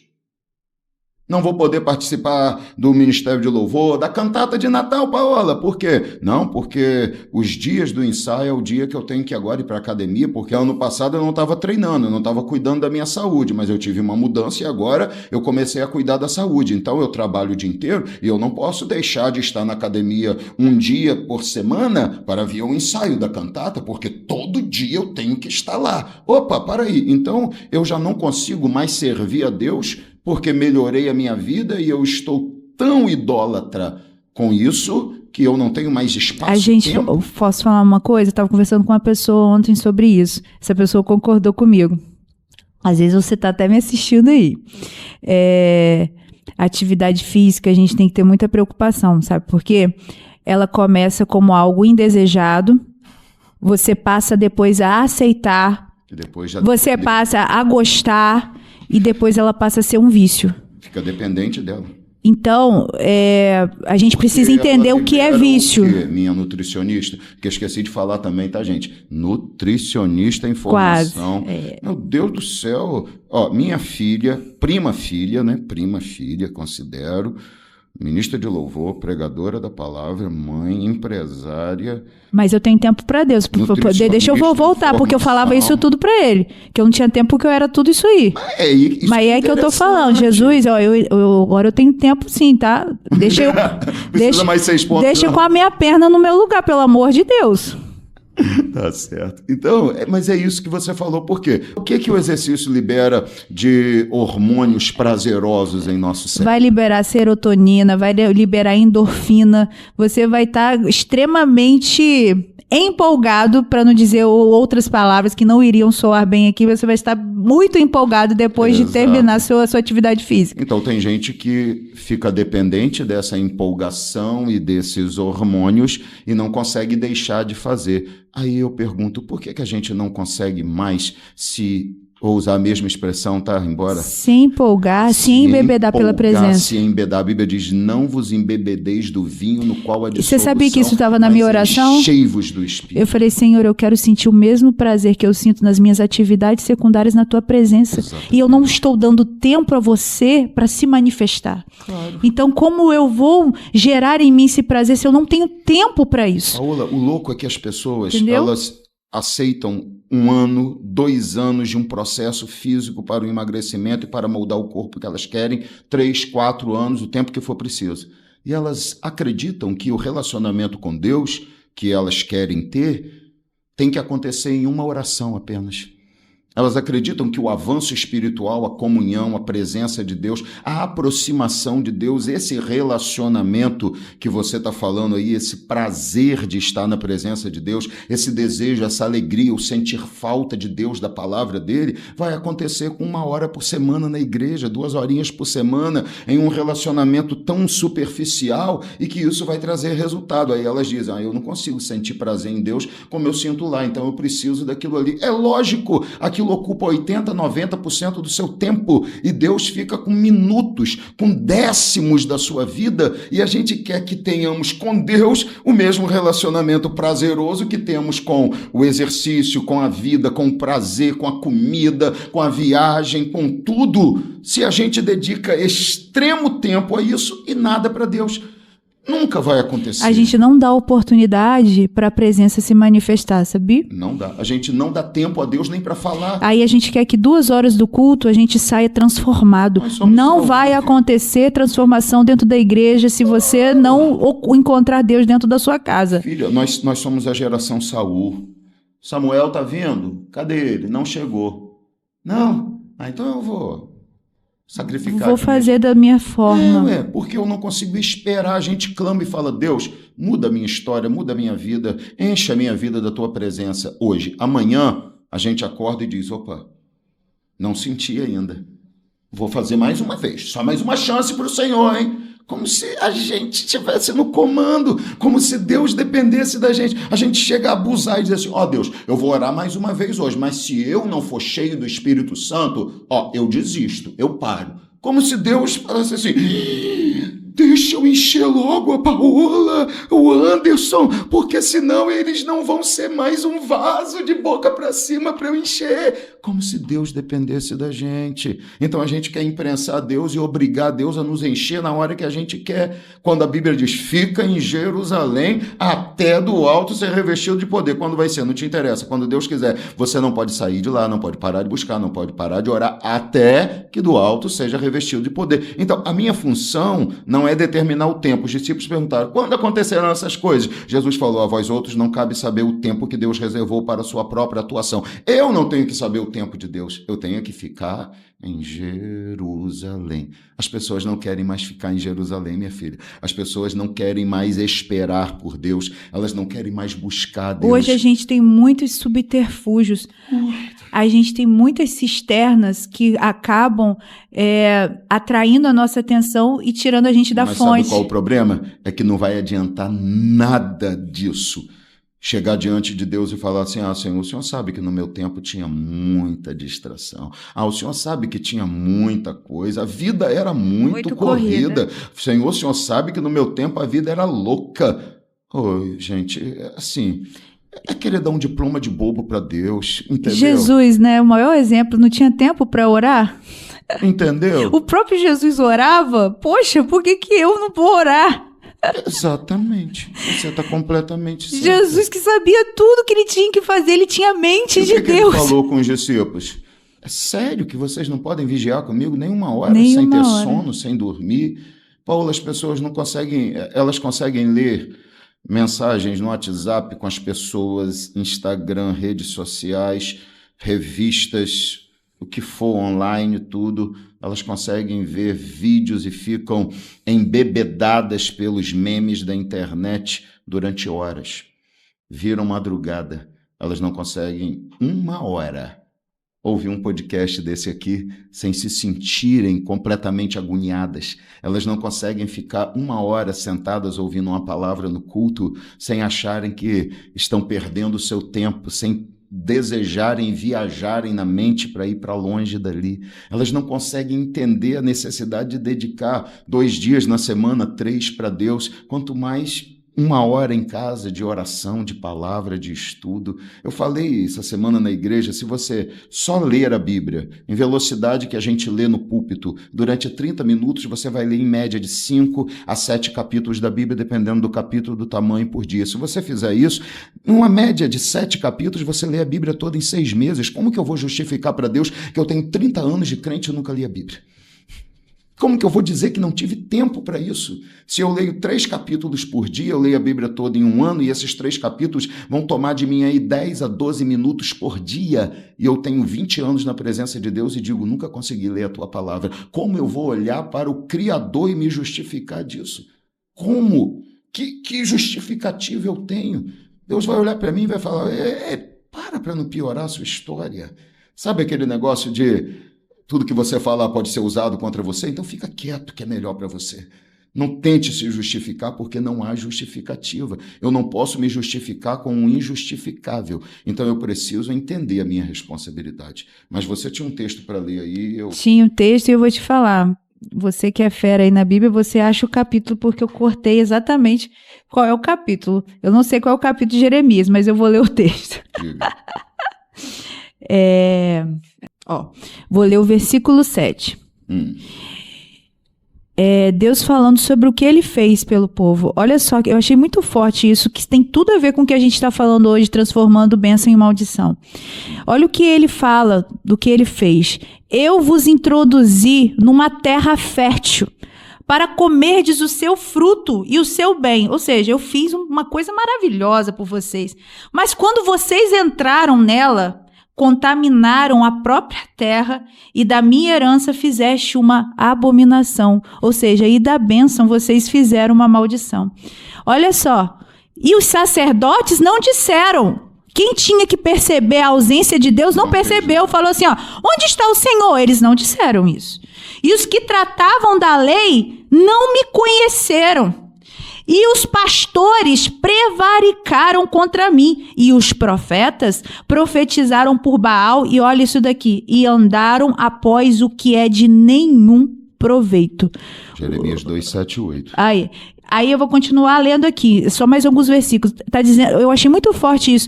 O que eles fizeram, eles ocuparam o tempo dele com que não era proveitoso. Sim. Portanto, ainda pleitearei convosco, diz o Senhor, até com os filhos de vossos filhos eu pleitearei. Porquanto passai as ilhas de Quitim, e vede, e enviai a Quedar, e atentai bem, e vede se sucedeu coisa semelhante. Olha só o que fala aqui agora. Houve alguma nação que tenha trocado seus deuses, posto não serem deuses? Todavia, eu vou terminar aqui agora.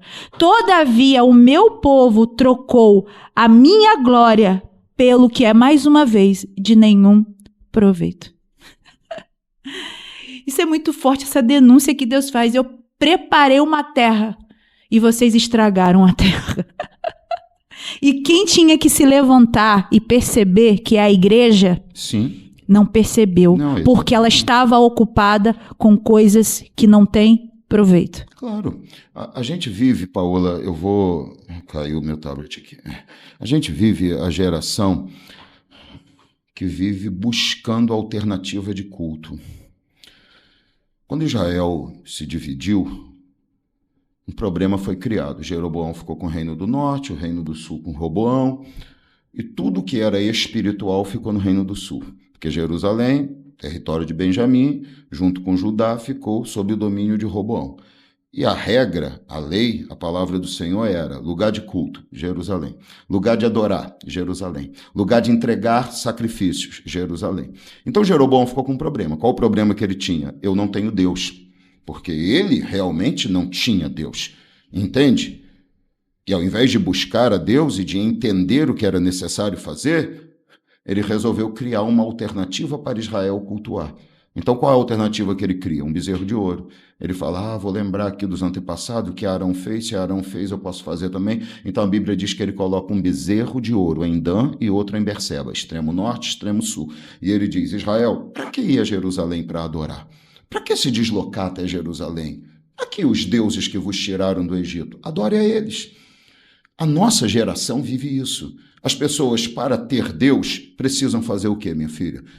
Santificar, buscar a Deus, obedecer a palavra, pagar um preço de uma vida de renúncia que as pessoas não querem. Elas querem Deus sem renúncia. Isso é impossível. Já entenderam que não dá. Mas elas conseguiram fazer o quê? Um louvor que emociona.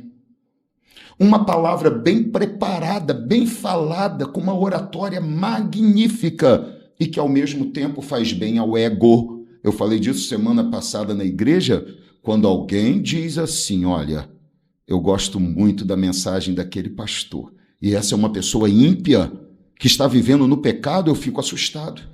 Por quê? Se o ímpio gosta de ouvir o que eu prego, então o que eu estou pregando?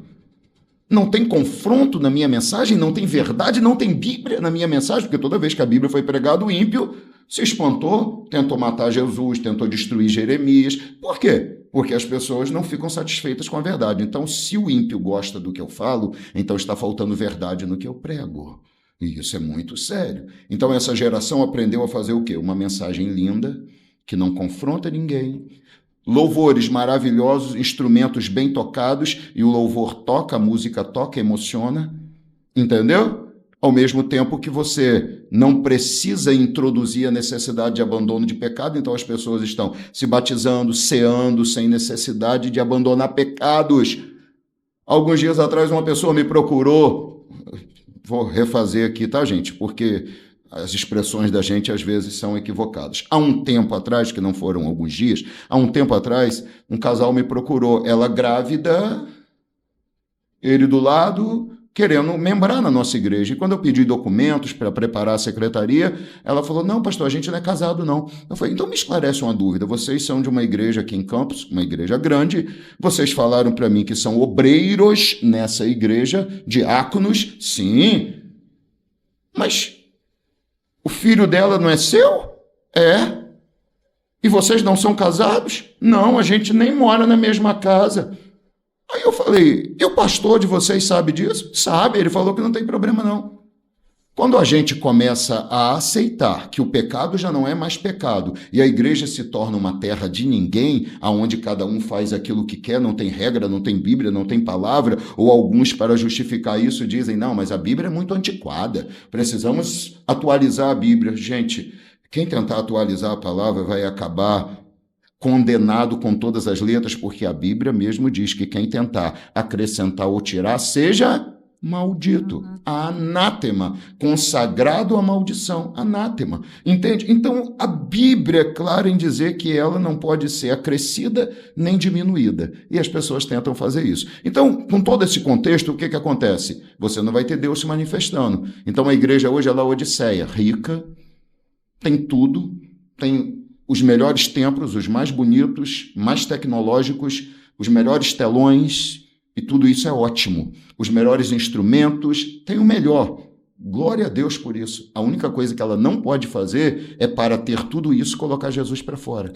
Jesus falou, estou à porta e bato. Então, o que se criou porque não se pode ter Deus? Porque para ter Deus tem que fazer o que Jesus falou, olha, compra de mim o ouro verdadeiro e esse é caro. Não é o ouro que você pega dos homens para enriquecer a igreja, porque esse ouro é barato, basta apenas você afagar o ego. Mas para o meu ouro, você tem que fazer a minha vontade. Compra de mim um colírio porque você está cego, você não está enxergando direito, não. Mas tudo isso depende de quê? Preço, abandono de pecado. E aí eu estou na porta batendo. Se você me ouvir, quiser me ouvir, então abra a porta, eu entro e ceio contigo. E quando Jesus ceia, ele diz assim, ó, quem comer da minha carne e beber do meu sangue, que tem parte comigo. Quem não tiver essa coragem, não tem parte comigo. E aí muita gente vai embora e fica só os 12. Jesus pergunta, quer ir também? E eles falam, só o Senhor tem palavra de vida eterna. Então, quando a gente não pode ter Deus, o que a gente cria? Alternativa de culto.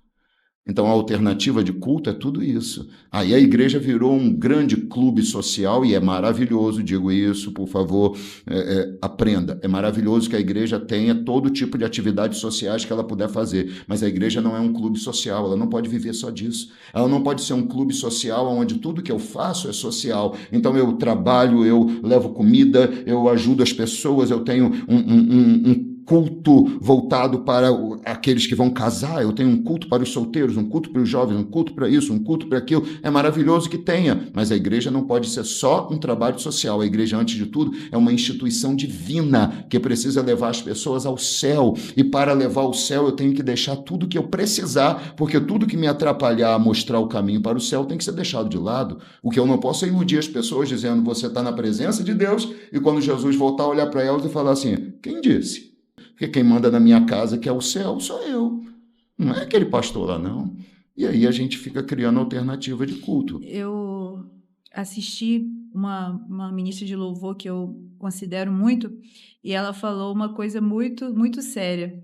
Ela falou que a igreja atual, elas são ótimos simuladores da presença. Exatamente. Elas simulam os ambientes do Antigo Testamento, com fumaça, com sons, arca, entrando na Arca da Aliança, querubim. Com imagens que atraem a presença, com emoção, com um ambiente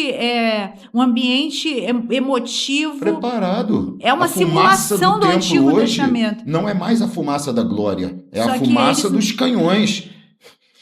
São simuladores da presença, mas a presença não está. Exatamente. Porque quando a presença está, gente, essa presença ela transforma. Claro. Essa presença ela não vem só emocionar ou vem só revelar uma verdade, mas ela vem transformar, ela revela uma verdade para te reposicionar. Sim. Se a verdade não te reposiciona, essa verdade foi apenas uma emoção, você descobriu e seguiu a sua vida. Perfeito. Mas quando essa verdade reposiciona é porque você foi marcado pelo Espírito Santo.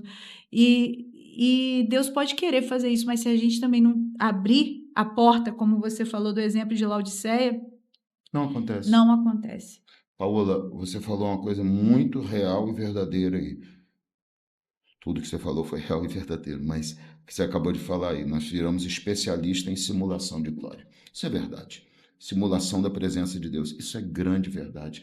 Minha filha, o que as pessoas precisam entender é que aquilo que agrada ao meu coração humano, à minha mente humana, não necessariamente é o que agrada a Deus. Para as pessoas, olha como que é a inversão. A Bíblia diz aí daqueles que chamam o mal bem ao bem mal. Para as pessoas, o culto bom é o culto que ela saiu da igreja muito alegre porque nada a confrontou. Porque tudo foi mamãozinho com açúcar para ela. Entende? Ela saiu animada porque ela foi num culto de coaching. E ela recebeu uma resposta que ela precisava de vitória. Parece que ela está num coaching. Você vai vencer, você vai conseguir. A vitória ainda é essa sua. semana você vai encontrar isso. E vai por esse caminho. E aí a pessoa, que culto maravilhoso, sair tão leve. Não, para! Onde Deus está, você não sai leve. Você tem que sair da casa de Deus com duas coisas muito reais. A primeira, a tristeza por descobrir aquilo que está faltando na sua vida. E a segunda, a alegria e a certeza de que você tem condição de mudar a história da sua vida e que a partir daquele dia Deus vai ser glorificado em você. A gente não pode sair da igreja pensando não tem nada para mudar em mim, não tem nada que eu preciso fazer, eu não preciso fazer mais nada porque está tudo perfeito. No mínimo, eu tenho que sair da igreja dizendo graças a Deus já venci essas situações e essas outras aqui eu vou mudar. Então, toda vez que a palavra de Deus é aberta, ela tem que confrontar a gente. A palavra de Deus não pode ser esse melzinho com açúcar que as pessoas ficam pregando, que não confronta ninguém. Não é ferir, não é machucar. A Bíblia fala de vitória, mas as pessoas não podem esquecer. A minha vitória está associada à necessidade de fazer a vontade de Deus. O problema é que quando a vitória vem só acompanhada de uma promessa vazia, ela me ilude. Ela não pode me iludir. Eu não posso iludir você, não posso iludir as pessoas. Eu preciso mostrar o caminho. Tem vitória de Deus? Um monte. Mas essas vitórias dependem de mudança de atitude minha. Porque se isso não for mostrado, as pessoas se iludem. E é por causa disso que o Evangelho sofre dessa metamorfose e dessa situação que você disse aí. A gente se tornou especialista em ter igrejas simulando a presença de Deus justamente por causa disso. E quando os problemas se amontoam de uma forma que você só pode resolver com Deus, sabe o que acontece? A maioria dos líderes fala, olha, se fosse você, de repente, fazia uma campanha numa outra igreja, buscava uma pessoa que pode te ajudar. Você acredita que eu já fui procurado por pessoas que pastores mandaram me procurar, a mim e a minha esposa, porque estão com um problema que dependem de oração, dependem de aconselhamento. E esses pastores disseram, ó, para mim não tem condição de te ajudar, mas aqueles pastores lá podem te ajudar. Procura eles, porque eu confio neles. Gente, eu teria vergonha de, sendo um pastor, mandar uma pessoa para um outro pastor,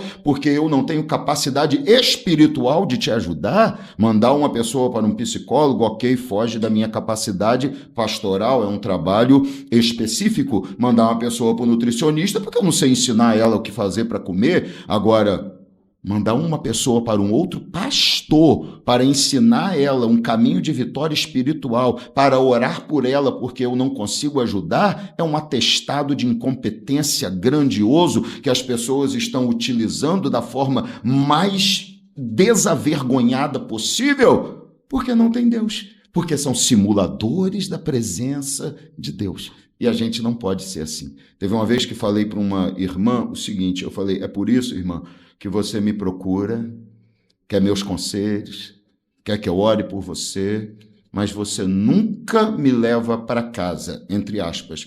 Eu disse para ela, como assim, pastor? Eu falei, deixa eu te falar, você é membro de outra igreja, mas vem buscar a vitória aqui.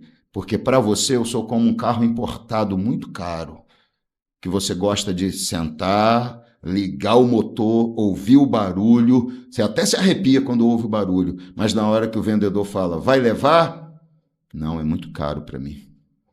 Porque tem pastores que são caros. Porque eles fazem exatamente o contrário do que fez o dono do barco que levou Jonas. O que Jonas comprou, Paulo? Uma passagem. Para onde? Para o lugar mais longe, que o dinheiro dele dava para comprar. Quando aquele capitão aceitou, ele não fez pergunta, quem é você, por que você quer ir para tão longe, o que você vai fazer lá, qual o motivo da sua viagem. Ele só disse, tem o dinheiro? Tem. Então a pergunta é, quanto custa para entrar no nosso barco? Quanto custa para fazer parte da nossa vida? Quanto custa para fazer parte de determinadas igrejas? Tem pessoas que fazem parte da igreja sem ter esforço nenhum. É só o que ela quer dar, é só o que ela tem. A igreja não chega para ela e diz, não, para entrar no meu barco aqui, ó, não é só o que você tem para dar, é o que você precisa dar. Ah, mas eu não quero deixar o pecado, então você não entra aqui, eu não te levo. Porque para entrar aqui você tem que deixar o pecado. Uma vez uma irmã virou para mim e falou assim, nessas nossas coisas, uma irmã de uma outra igreja grande em Campos falou para mim assim, pastor, eu quero ser membro aqui, mas eu tenho um problema, qual? Eu recebo uma pensão do Estado e eu tenho um relacionamento com um homem e eu não posso casar com ele, porque se eu casar eu perco a pensão. Aí eu falei para ela, minha filha, você tem 3 pessoas na sua vida. Você tem o dinheiro da pensão, você tem o seu parceiro, seu companheiro, e você tem Jesus. Desses 3, você só tem o direito de ficar com 2, para que você possa entrar nesse barquinho aqui, minha filha. Ela, como assim, pastor? Eu falei, você pode ficar com o dinheiro e com Jesus, então larga esse homem. Ou você pode ficar com o homem e com Jesus, então você abre mão da pensão e se casa. Ou você pode ficar com o dinheiro e com o homem, mas você fica sem Jesus. Sabe o que ela fez? Ah, mas na igreja que eu estou lá, aceita. Então eu vou continuar lá. Falei, se você acredita que uma igreja é capaz de ultrapassar os princípios de Deus declarados em sua palavra, fique à vontade. Porque a minha Bíblia diz que ele vai nos julgar segundo o que está escrito. Jesus falou, eu a ninguém julgo, mas a palavra que eu tenho pregado há de vos julgar. Eu queria que valesse a pena a minha exposição, porque... Você está se expondo e realmente... Não é fácil você expor os seus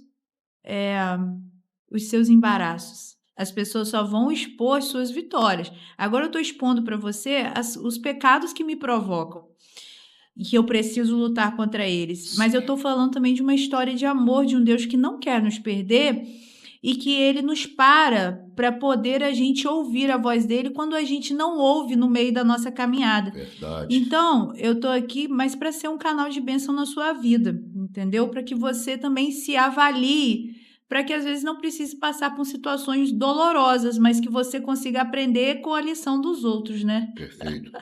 É assim. Mas é isso, porque as pessoas às vezes, Paola, pensam que a nossa vida é feita só daquilo que a gente deixa aparecer, vamos dizer assim. Não é que a gente quer ter uma aparência equivocada, mas é aquilo que a gente demonstra. As pessoas não veem o nosso choro antes do nosso sorriso no púlpito.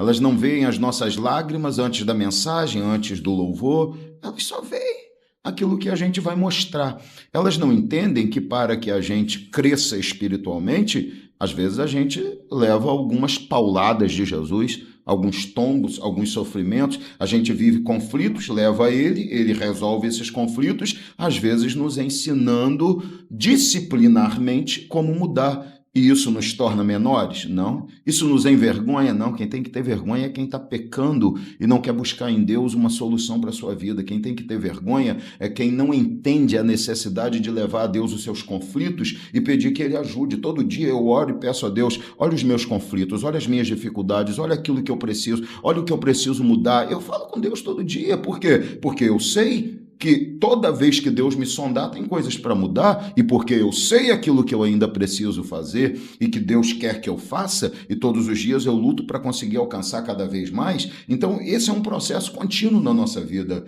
e as pessoas precisam entender que ao ouvir essas coisas elas podem dar ouvidos ou desprezar, e como resultado elas podem ser transformadas e abençoadas ou continuar caminhando iludidas e destruídas. Porque eu acho importante eu vir falar isso, porque eu às vezes sou o exemplo para muita gente. Sim, tem muita mesmo. gente que me toma como exemplo. Assim, E é verdade. Ela carrega uma unção e ela tem essa vida de atividade física, de dieta. Realmente eu gosto muito de seguir à risca essa parte minha.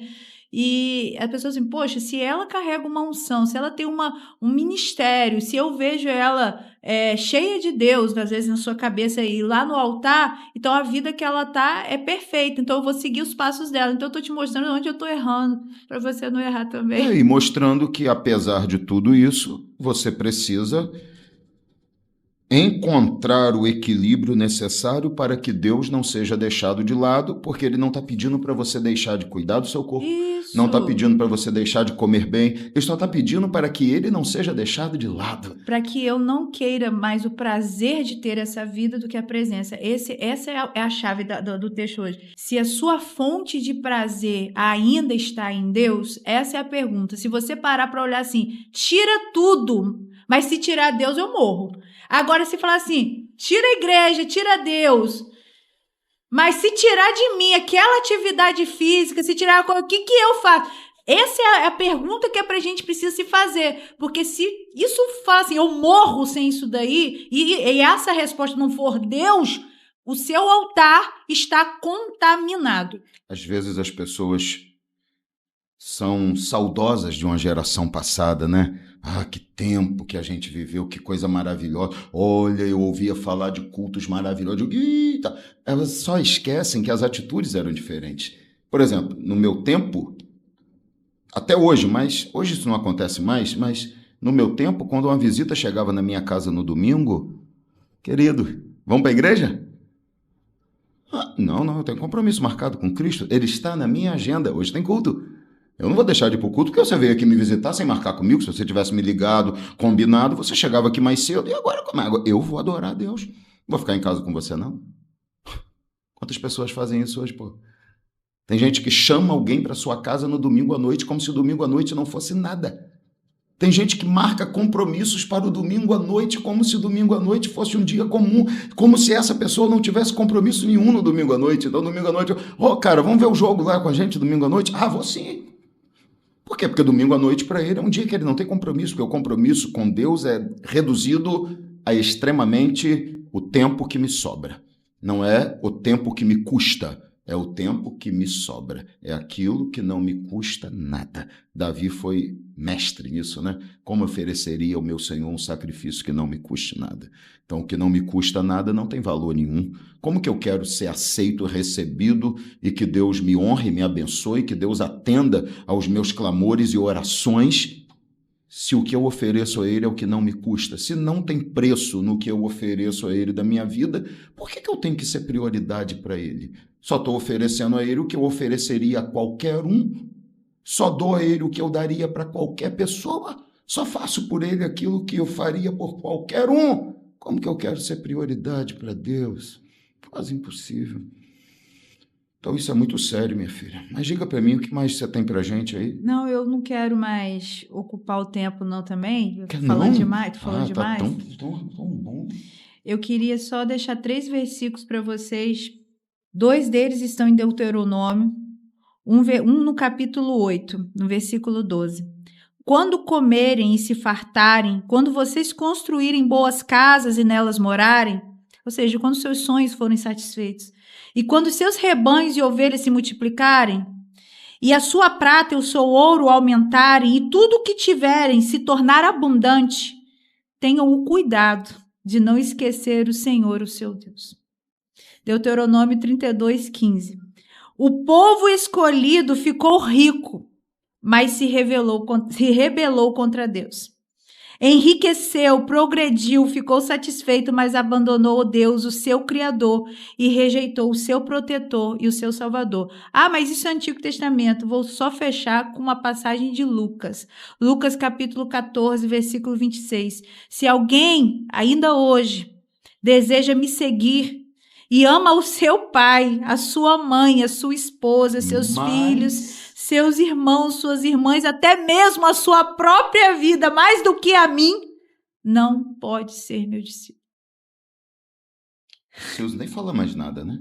Você não ama mais a ele do que a todas as coisas. Não, contra a palavra não há argumento. Exatamente. A nós cabe argumentos. Eles podem argumentar sobre o que a gente está falando, mas contra a palavra ela é irrefutável. Então, eu acho que traduz tudo o que a gente gostaria de falar. Tem pessoas que nunca vão prosperar na vida porque elas vão perder Deus. Exatamente. Então, que você não seja essa pessoa, que Deus possa investir sonhos e te prosperar abundantemente, fazer prosperar os seus celeiros, porque Ele não vai te perder. Que Ele possa fazer você a pessoa mais saudável, um corpo mais escultural, que você não vai querer idolatrar a si mesmo, que você não vai querer expor o seu corpo, que você vai guardar como vai ainda continuar sendo o templo do Espírito Santo. O segredo da vida, o segredo desse podcast é: não perca o céu, não perca Deus por causa das suas conquistas, porque não vale a pena. É verdade, minha filha. A Bíblia diz que nada nós podemos contra a verdade, senão a favor da verdade. E o que você falou, a gente pode questionar o pensamento, a gente pode questionar a administração, a gente pode questionar a liturgia de um culto, mas a gente não tem como questionar a verdade, a palavra de Deus. O que está escrito, se a gente questionar, é uma autocondenação. Então nós precisamos nos fortalecer no Senhor e mudar o que for preciso para que as bênçãos continuem bênçãos, para que a maldição não nos alcance e para que a vitória de Deus faça parte da nossa família, da nossa geração, da nossa vida e possamos alegremente chegar ao céu glorificando o nome do Senhor. Amém. Amém? Amém. Princesinha? Tamo junto. Prazer tê-la aqui. Volte sempre que quiser. Você vai voltar para a gente falar um pouco de adoração, de louvor, depois para a gente falar de nutrição. Tem muita coisa para você falar aqui. Vai ser uma bênção, eu tenho certeza. Tá Tamo bom? junto. Deus te abençoe. Amém. Povo querido, abençoe o Senhor a sua vida, que você ouça, aprenda, coloque em prática, porque é tudo que a gente quer, e seja próspero em nome de Jesus e abençoado, tá? Lembrando a você, nosso apoio, e você viu durante o podcast aí passando na sua tela todos os detalhes da Igreja Evangélica Assembleia de Deus, também do Evolver, Instituto de Educação, do Batata Show, lanchonete e pizzaria, e também da Eletricar, autoelétrica e ar-condicionado, onde você tem a possibilidade de não só resolver os problemas que incluem as suas necessidades, mas também ajudar esses irmãos, apoiar e abençoar, e assim também apoiar o nosso trabalho aqui e continuar levando a palavra de Deus. Toda terça, 8 horas, episódio inédito. Então curta, compartilhe, se inscreva no canal, compartilhe com as pessoas, abençoe da forma que você tem sido abençoado. Deus te abençoe. Até a próxima. Fique com Deus. Fiquem na paz, queridos.